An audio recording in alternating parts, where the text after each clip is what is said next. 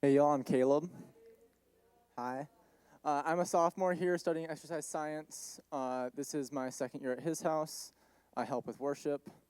And I'm on the track and cross country teams here. So if you want to talk running, I'll talk running. Um, Anyways, today I'm going to share just a brief section of my testimony, like very brief, like a month. But it's probably the most impactful month of my life um, for good and bad reasons. As a disclaimer, if anyone here has a hard time hearing about cancer or death, just a heads up, you know. So on Friday, November 4th, 2022, I received some of the worst news of my life. My grandpa had pancreatic cancer. And while this is obviously like really bad news, I didn't dwell on it and I suppressed my feelings. I know. But at least for the time being. But that's because the next day, Saturday the 5th, I was running in the cross-country state meet, and I could not have bad thoughts in my head. So I suppressed the feelings Saturday and into Sunday, and I was just locked in, doing my thing. But then Sunday night, all the local youth groups got together for a night of worship. And if you can't tell, like I do love worship.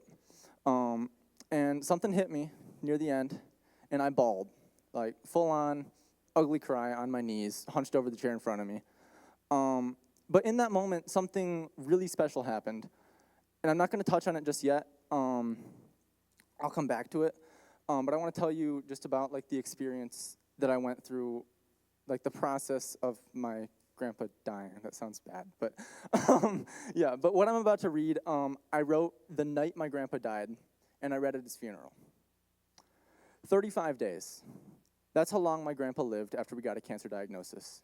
He went to the hospital 3 days after the diagnosis and spent 20 days there, not eating any food until 2 days before he was discharged. When he came home, he lived for 12 days. The doctors told us we'd have at least 5 months. Even though they told us 5, I don't think any of us truly believed them, but we expected more than 12 days. And so as we went into the holiday season, I found myself struggling because I had very little to be thankful for on Thanksgiving, because Thanksgiving Eve, literally as we were walking into church, is when we got the news that Grandpa had 5 to 6 months to live. So we were sitting in the back crying, Thanksgiving Eve, just doing our thing. Where was I? Yeah. And now with him gone, my family had to go through the rest of the holiday season without him.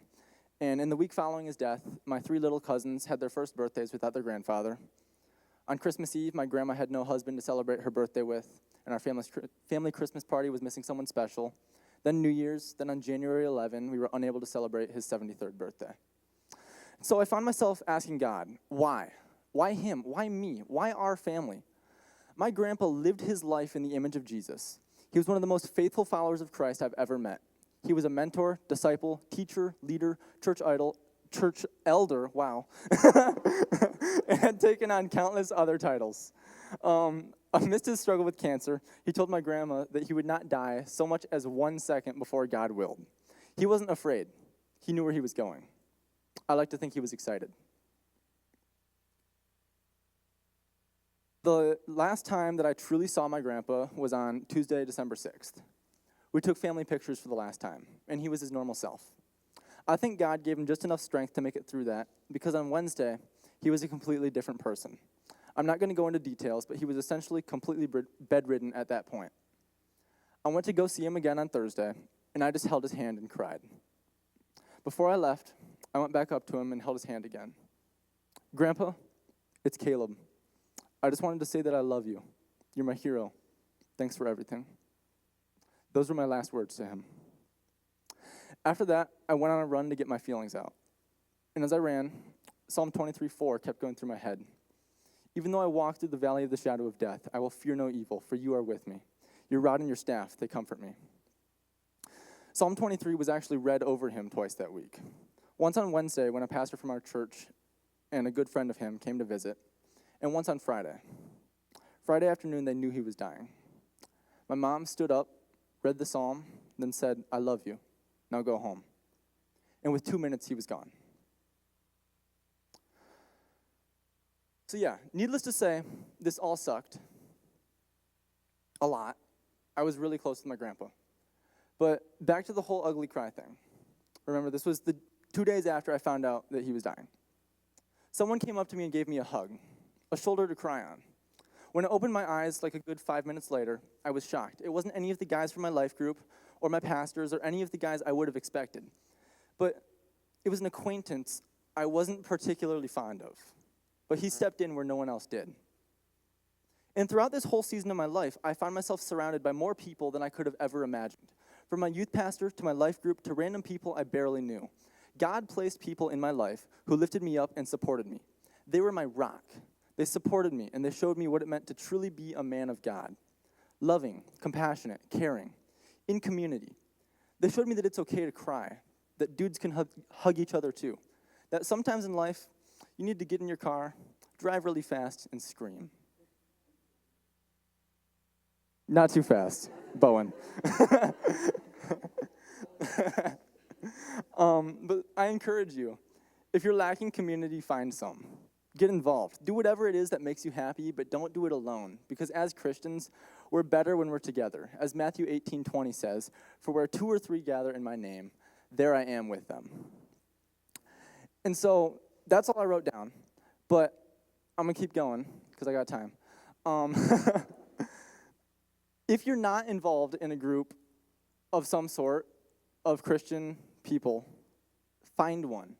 Find some friends that go to his house. Maybe they're in another group, like another Christian group here on campus. But find Christian friends and do stuff with them. It doesn't necessarily have to be God-related. For me, my outlet has always been worship. I love worship. I've been involved in worship in some way for, I think, since like my 8th grade year. But like, that's me. Maybe that's not your thing. Maybe you're not super outgoing or whatever. But like, there's got to be something. And like I said, it doesn't have to be church-related. If you're doing something in the name of Jesus with friends, God is there. Go play around a golf. Go play disc golf with Joshua. Like, I don't know. A lot of people at his house run. Meet up with them and go for a run. Like, there's so many things that you can do and ways that you can get involved, but you just have to go out and find them.